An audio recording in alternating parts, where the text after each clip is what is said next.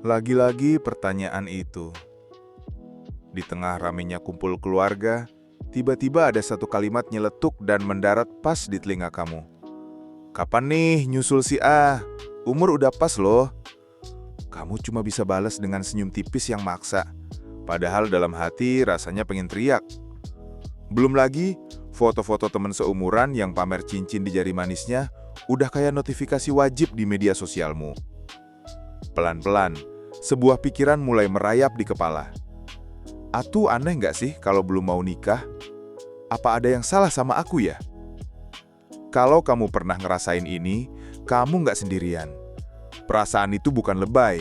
Itu adalah respons wajar terhadap sebuah fenomena kuat yang sering nggak kelihatan.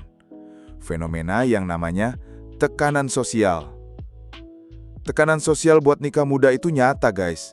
Dan seringnya, dia nggak datang dalam bentuk paksaan kasar, tapi dalam manipulasi halus yang dibungkus rapi sebagai nasihat, kepedulian, atau bahkan tradisi. Tekanan ini bisa bikin kamu jadi ragu sama keinginanmu sendiri, sampai batas antara apa yang kamu mau dan apa yang orang lain harapkan jadi kabur. Di video ini, kita nggak cuma akan bahas kapan nikah, tapi kita bakal bongkar tuntas. Gimana persisnya tekanan ini bekerja secara psikologis, apa aja taktik manipulasinya, dan seberapa bahaya dampaknya buat kesehatan mentalmu. Dan yang paling penting, kita akan cari tahu cara mengambil kembali kendali atas hidupmu sendiri. Section 1. Jebakan halus bernama peduli. Biar kebayang seberapa bahayanya tekanan ini, coba kita dengerin sebuah cerita. Sebut aja namanya Bunga. Umurnya 22 tahun, fresh graduate yang lagi semangat-semangatnya mulai karir. Bunga tuh nggak pernah kepikiran soal nikah. Dia punya mimpi, dia punya rencana.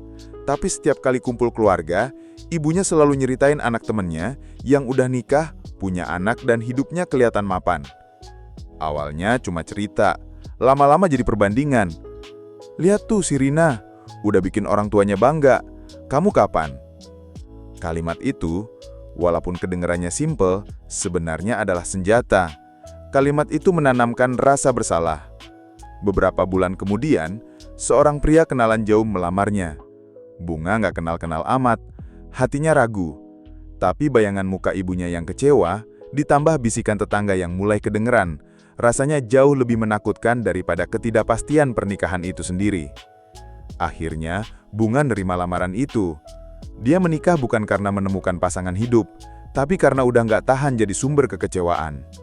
Kisah Bunga ini bukan fiksi loh. Ini adalah cerminan dari taktik-taktik manipulasi sosial yang sering kali kita sadari. Yuk, kita bedah satu persatu modusnya. Pertama, perbandingan sosial. Ini taktik yang paling umum. Kamu dibanding-bandingin sama saudara, sepupu, teman atau bahkan anak tetangga yang udah nikah. Tujuannya buat menciptakan standar sukses yang palsu, di mana nikah itu dianggap satu-satunya garis finish yang sah dalam hidup. Media sosial makin memperkuat ini, menciptakan ilusi kalau semua orang hidup bahagia dalam pernikahan mereka. Kedua, guilt tripping atau bikin merasa bersalah. Ini level selanjutnya. Taktik ini mainin ikatan emosionalmu, terutama sama orang tua. Kalimat kayak, orang tua kan pengen lihat anaknya bahagia sebelum meninggal. Atau, kasihan dong sama ibu atau bapak yang ditanyain orang terus. Itu adalah bentuk manipulasi emosional. Tujuannya bikin kamu merasa kebahagiaan mereka sepenuhnya bergantung sama keputusanmu buat nikah. Ini beban yang seharusnya nggak kamu pikul. Ketiga, menakut-nakuti atau fear-mongering. Ini serangan langsung ke rasa takutmu. Kamu pasti dengar kalimat klise kayak, nanti jadi perawan tua loh, nanti susah punya anak kalau ketuaan. Atau, siapa yang mau sama kamu kalau udah lewat umur emas? Stigma perawan tua sengaja dipakai sebagai momok, biar kamu panik dan buru-buru ambil keputusan. Bahkan kalau keputusan itu salah. Dampak dari semua ini bukan cuma rasa nggak nyaman. Ini adalah serangan serius kesehatan mentalmu. Ketika kamu terus-terusan dibombardir tekanan ini, berbagai masalah kesehatan mental bisa muncul.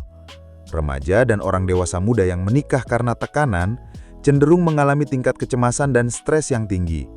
Mereka dipaksa memikul tanggung jawab orang dewasa, padahal secara mental belum siap. Perasaan tertekan ini seringkali berujung pada depresi. Kamu mungkin mulai merasa kehilangan jati diri. Siapa kamu di luar status pernikahanmu?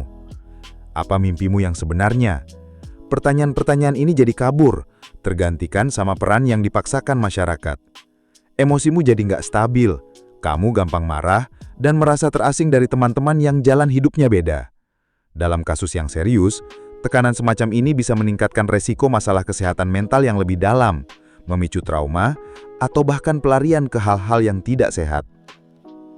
Keputusan yang lahir dari rasa takut dan tekanan, bukan dari kesiapan dan keinginan tulus, adalah resep menuju penyesalan di kemudian hari. Section 2. Mengambil kembali kendali hidupmu. Nah, kalau kamu ngerasa semua yang barusan dijelasin itu kamu banget, hal pertama yang harus kamu tahu adalah perasaanmu itu valid. Nggak apa-apa merasa tertekan, marah, atau bingung. Itu bukan berarti kamu lemah. Itu artinya kamu manusia normal yang lagi merespon situasi yang nggak sehat. Dan kabar baiknya, kamu punya kekuatan buat mengubah narasi ini. Kamu bisa ambil alih lagi kendali hidupmu. Gimana caranya? Ini bukan soal memberontak membabi buta, tapi soal membangun kekuatan dari dalam dan bikin batasan yang sehat. Ini beberapa strategi konkret yang bisa kamu coba. Langkah pertama, siapkan jawaban cerdas yang tegas tapi sopan. Pertanyaan, kapan nikah, itu nggak akan hilang. Jadi, daripada menghindar, mending siapkan jawaban yang bisa bikin kamu kuat. Kuncinya adalah akui niat baik mereka, meski caranya salah, lalu dengan tegas sampaikan posisimu. Contoh jawaban, untuk kerabat yang lebih tua, makasih banyak doanya tante atau om, aku hargain banget. Untuk sekarang, aku lagi seneng-senengnya fokus ke karir atau pendidikan dan mau mantepin diri dulu. Mohon doanya aja ya untuk yang terbaik menurut waktu Tuhan. Untuk teman sebaya, wah, doain aja yang terbaik ya. Tiap orang kan punya timeline-nya masing-masing. Aku sekarang lagi seru banget ngerjain proyek ABC nih. Jawaban-jawaban ini nggak buka ruang untuk debat. Kamu menghargai doa mereka, tapi langsung ngalihin obrolan ke hal positif yang lagi kamu kerjakan. Ini nunjukin kalau hidupmu sudah penuh dan berarti, dengan atau tanpa pernikahan. Langkah kedua, bangun benteng pertahananmu, yaitu batasan. Membuat batasan adalah bentuk sayang sama diri sendiri. Kamu punya hak penuh untuk menentukan topik apa yang boleh dan nggak boleh dibahas soal kehidupan pribadimu. Kalau obrolan mulai terasa menghakimi, kamu bisa bilang, maaf, kayaknya topik ini bikin aku kurang nyaman. Gimana kalau kita ngobrolin yang lain aja? Kalau kamu terus dibanding-bandingkan, katakan dengan tenang, aku ikut senang buat si A, tapi jalan hidupku kan beda, dan aku juga bahagia sama jalan yang aku pilih sekarang. Penting juga untuk membatasi paparan. Kalau ada grup WhatsApp keluarga yang isinya nyindir statusmu melulu, kamu berhak untuk mute notifikasinya, atau bahkan keluar kalau udah terlalu toksik. Ingat, kesehatan mentalmu adalah prioritas utama. Langkah ketiga, ngobrolin diri sendiri lewat self-reflection. Di tengah semua suara bising dari luar, suara terpenting yang harus kamu dengar adalah suara kamu sendiri. Luangkan waktu buat benar-benar nanya ke dirimu sendiri, jauh dari ekspektasi orang lain. Apa sih yang sebenarnya aku inginkan saat ini dalam hidupku?